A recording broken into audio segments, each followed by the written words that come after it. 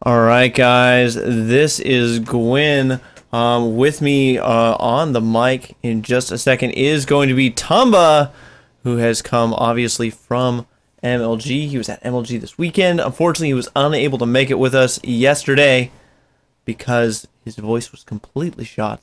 But now he is here.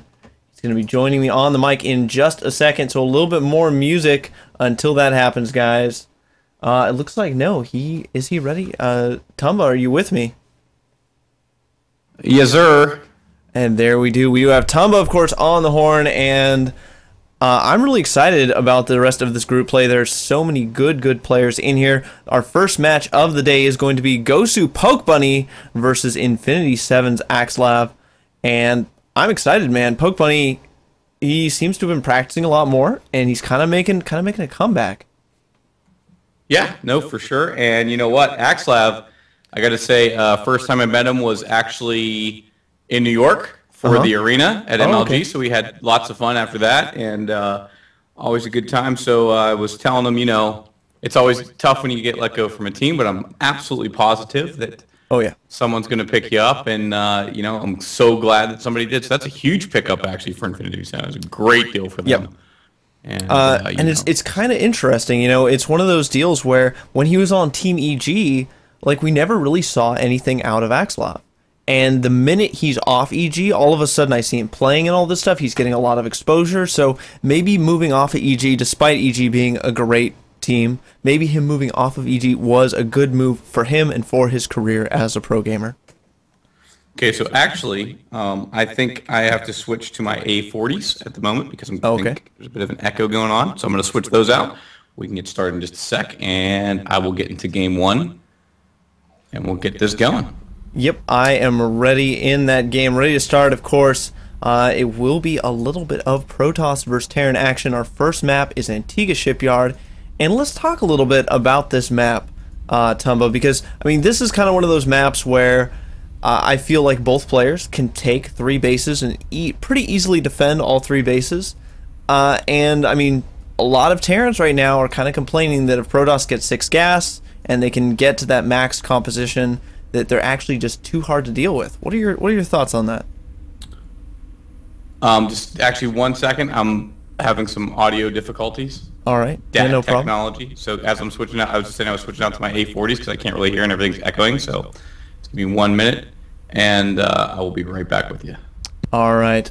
So in the meantime, guys, I'll you know, posture just a few of my thoughts on that situation. Now, a lot of Terrans, like I said, they're kind of a little bit of a loss of how to deal with that big Protoss death ball. Once Protoss gets on their 6 to 8 gases, they can make all of those really tech-heavy units, the Templar.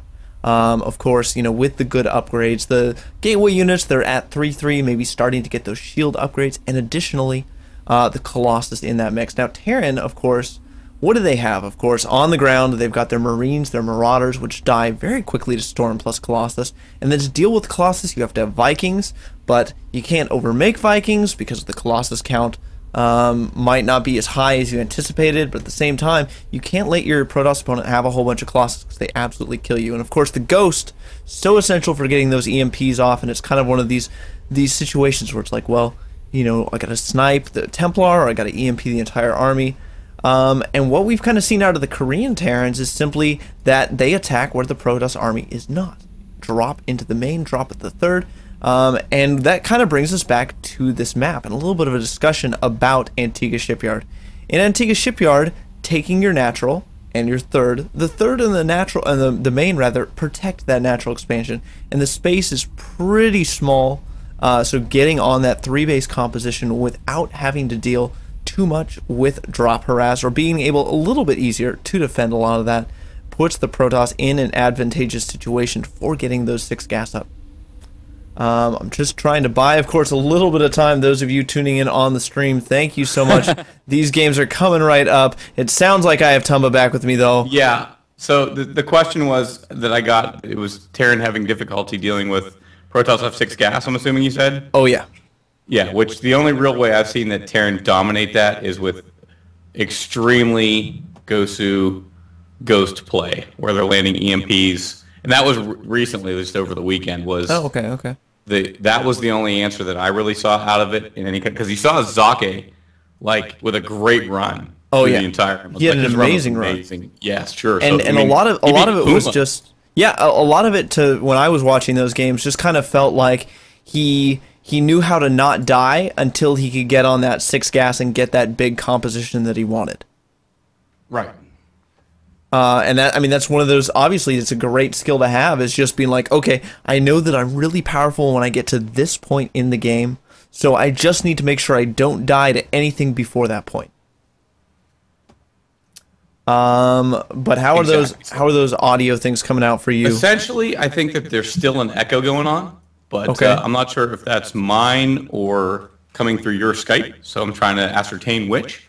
But we really appreciate the chat hanging in there and helping us out with this, as you guys are feedback at the moment. Yeah, no pun intended. Our feedback loop.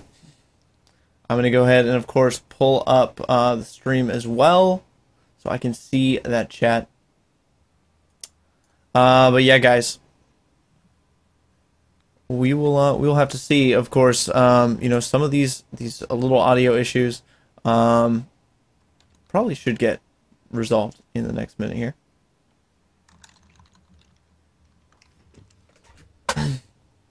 And just talking a little bit more, again, I'm just trying to buy a little bit of time while, we get the last issues resolved.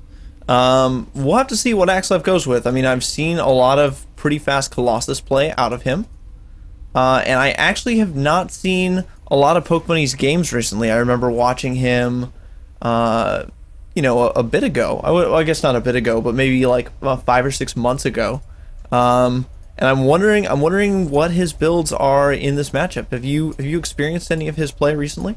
I have not recently, which is why I'm super excited to get to see this, because I remember him from like back in Map of the Month, so. Yep.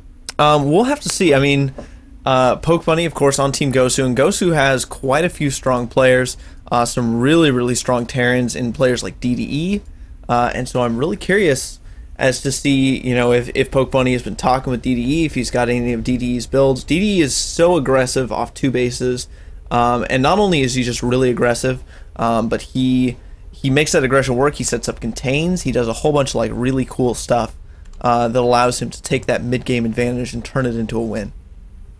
Yeah, absolutely. Nicely put, for sure. I'm not sure if anyone's still getting an echo. Gwen, are you hearing any type of echo? I mean, it just sounds like your room, the room that you're in, maybe has wood floors, or there's a little bit of an echo there, but it's not anything that is too difficult to listen to. That is so odd, simply because this is the usual casting setup. Nothing's really changed, so it's a little bit different, but yeah, it sounds pretty good to me. So I think, are you ready to jump into this first game with me? Yes, sir. Sounds good to me. All right, guys, and so with that, of course, I'm going to go ahead and do the last preparation now.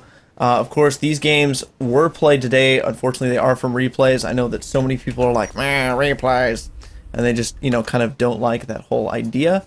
But these replays actually got sent to me, like, I don't know, 10 minutes ago.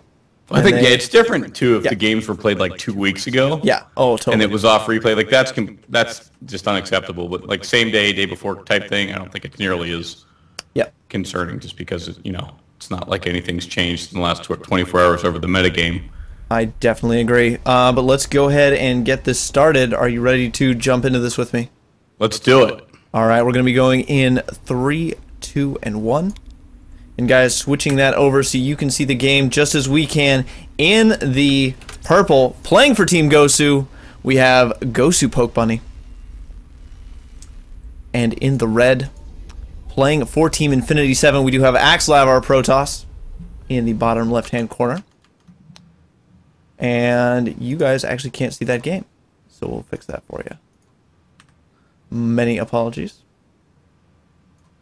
There we go. So yeah, let's talk about this map and the kind of builds that we see out of both players, Tumba. Yeah, for sure. Essentially, iS.Axslav, a player typically that in PvP would open up and go with some of that Phoenix play. We've actually seen a lot of Phoenix play out of MC recently versus Terran, and it's typically when they smell a 1-1-1 type composition. Yeah. But also what we've seen Protoss do is start to get a little more sneaky and even go with some hidden proxy gateways. Oh, okay. Not necessarily. So hiding the gateway count. Hiding the gateway count, exactly. Popular in Korea right now. It's something that Pokebunny is aware of, though, as he did face some of that. I think, I'm not sure if he was on Korean Ladder where he saw it, but I do know he is aware of it and is cognizant of it. So those are some things, especially on this map, he needs to be aware of, because it's very easy to hide your gateway count here simply because it's a big map with a lot of mains. Yeah, so there's a lot of places to hide that kind of thing. Absolutely. So we'll have to see, I mean, if that's what Axslav decides to go with. It looks like he went for a really late gateway there. That was like maybe a 15 gateway. And I'm kind of curious about that. I almost thought maybe he's going Nexus first right here, but just a very late gateway and a very late gas. Second pylon going down well before that gate finishes up. And we do have no gas taken by Pokebunny as of yet, so probably going to be a 1-Rax expand out of him. Yeah, more than likely. And then we're going to have to see exactly where Axslav wants to go with this. We'll see if he adds a second gas himself, a second assimilator. Of course, going to saturate this first immediately and get that going. Of course, one gas, one gateway, always indicative of expand, but you have to see if he's going to go ahead and float enough minerals or, you know, try to get cute. Yep, I mean, there's definitely, you know, we see a lot of Protosses kind of not pick whatever they're going to do until they get that Stalker out, chase the Scouting SCV away. But it looks like Axslav, well, no, he still just wasn't sending that probe down to the expansion. Thought that might have been an early probe down there. And Pokebunny sees this, but I just want to note how greedy Axslav has been with his probe production. Taking a look at those worker counts, it is already 21 probes now to 17 SCVs. Not to mention the fact that he took that much later gateway as well. Yeah. And sort of on a map like this, you can get away with especially cross position in this instance. Oh yeah. You know, it would take a while for Pokebunny to get over there and sort of abuse that. It's not enough of an advantage, rather, for Pokebunny to go ahead and try to, you know, push in with any type of early cheese just because of the fact that he took it a little bit later than standard 1 or 2 probes. But you know, going to forego actually